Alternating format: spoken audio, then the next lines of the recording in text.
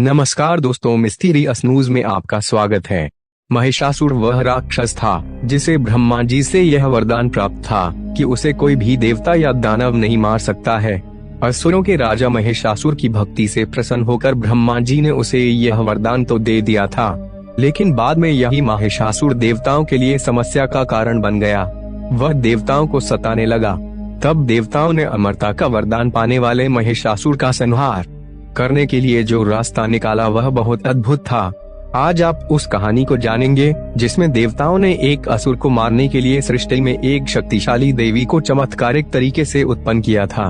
उस अद्भुत देवी ने अमर हो चुके महिषासुर नामक राक्षस का वध किस प्रकार किया, यह पूरी कथा हर किसी को चकित कर देने वाली है। हमारी संस्कृति की पौराणिक कथाओं में जहाँ देवताओं का वर्णन है, वही असुरों की भी पर्याप्त चर्चा की गई है। उस समय के दानवों में एक दानव महिषासुर था जो राक्षसों का राजा था। महिषासुर का भगवान की भक्ति करने में कोई जोड़ नहीं था।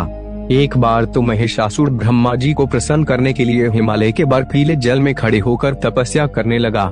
कपकपाती हुई ठंड में अत्यंत शीतल जल में खड़े होने के कारण महिषासुर का रक्त जम गया, लेकिन अपने जीवन की परवाह किए बिना महिषासुर बर्फ के समान जमा देने वाले जल में वर्षों तक खड़ा रहा। कहते हैं कि महिषासुर का शरीर उस अत्यंत शीतल जल में बर्फ से पूरी तरह ढक गया था। उसके पूरे शरीर को ठंड ने बर्फ की तरह जमा दिया था। लेकिन एक तपस्वी की भांति महिषासुर ब्रह्मा जी को प्रसन्न करने के लिए जप तप करता रहा। अंततः ब्रह्मा जी महिषासुर की तपस्या से अत्यंत प्रसन्न हो गए। वे महिषासुर के समक्ष प्रकट हो गए। उन्होंने महिषासुर से कहा कि हे भक्त, मैं तुम्हारी भक्ति से अति प्रसन्न हूँ, मांगो, मुझसे क्या वरदान मांगते हो। महिषासुर ने ब्रह्मा जी से कहा, हे भगवान, पहले हमें वचन दीजिए कि आप हमारी इच्छा को अवश्य पूर्ण करेंगे। ब्रह्मा जी ने महिषासुर को वचन दिया कि हे महिषासुर, मैं तुम्हारे प्रेम भाव से अत्यधिक प्रभावित हूँ, इसलिए तुम जो कुछ भी मांगोगे वह तुम्हें अवश्य दूंगा। महिषासुर ने कहा कि प्रभु, यदि आप मुझसे प्रसन्न ही हैं तो मुझे अमरता का वरदान दीजिए। मुझे यह वरदान दीजिए कि कोई दानव या देवता मुझे मार ना सके। महिषासुर की यह विचित्र इच्छा सुनकर ब्रह्मा जी आश्चर्यचकित रह गए और साथ ही चिंतित भी हो उठे।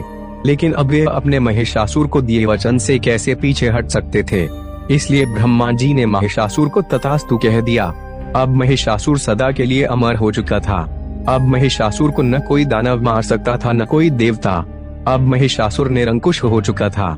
अब वे कभी देवलोक में विचरण करता तो कभी असुर लोक में। अब महिषासुर अपनी मनमानी करने लगा था।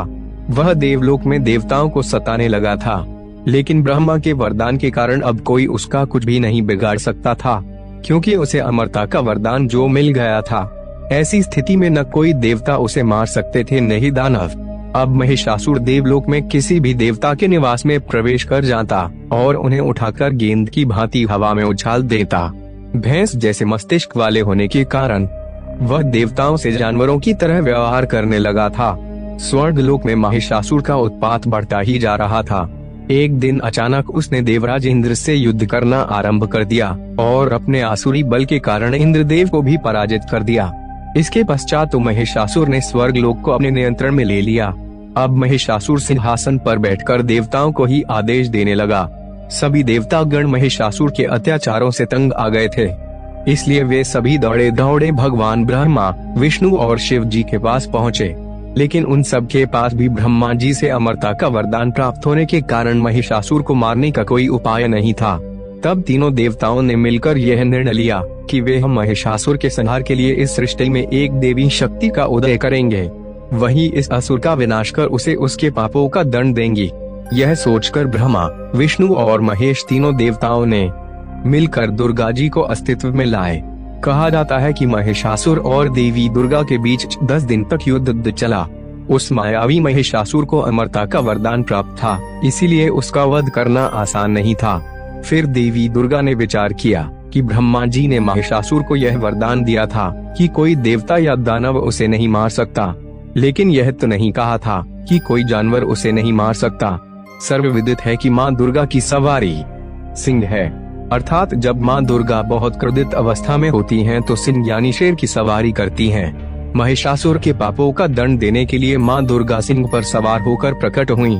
इसके बाद उन्होंने अपनी सवारी सिंह को यह आदेश दिया कि इस महिषासुर राक्षस को चीर फाड़ कर खा जाए।